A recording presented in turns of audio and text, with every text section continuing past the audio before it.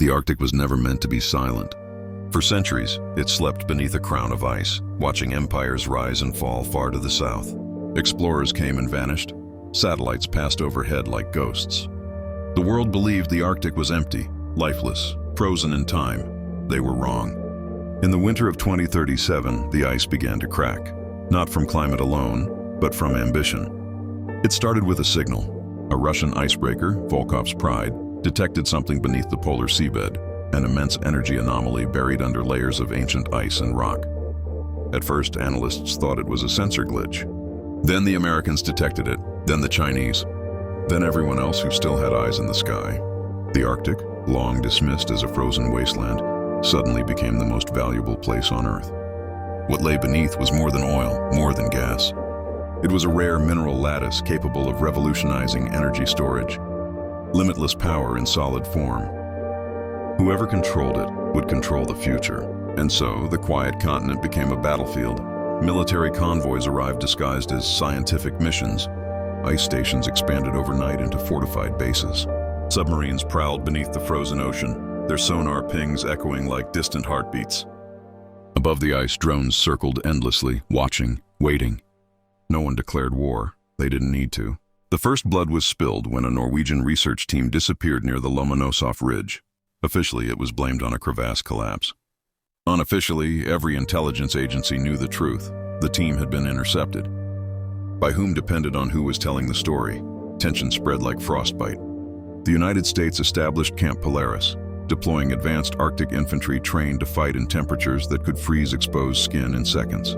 Russia reinforced its northern fleet, converting civilian ports into naval strongholds.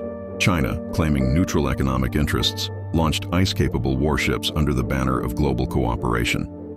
The Arctic sky grew crowded with flags, then came the blackout. One night, without warning, every satellite above the polar region went dark.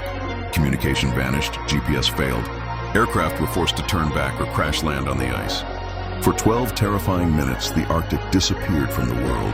When the systems came back online, 3 bases were gone. Not damaged, gone. No debris, no survivors. Just smooth ice, as if the structures had never existed. Panic replaced strategy. Each nation accused the others of deploying a forbidden weapon. Emergency meetings collapsed into shouting matches. Treaties written in warmer times were torn apart by cold reality.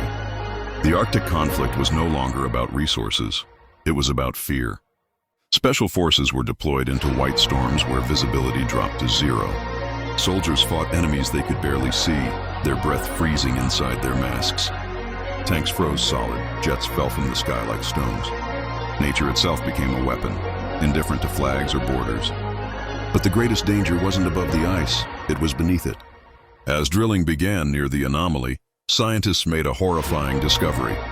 The mineral lattice wasn't just energy, it was containment. Something ancient had been locked beneath the Arctic long before humanity learned to write history. The ice wasn't a prison, it was a seal.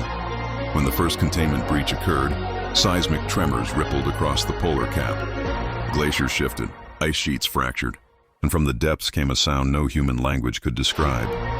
A low, resonant vibration that caused equipment to fail and men to collapse in agony.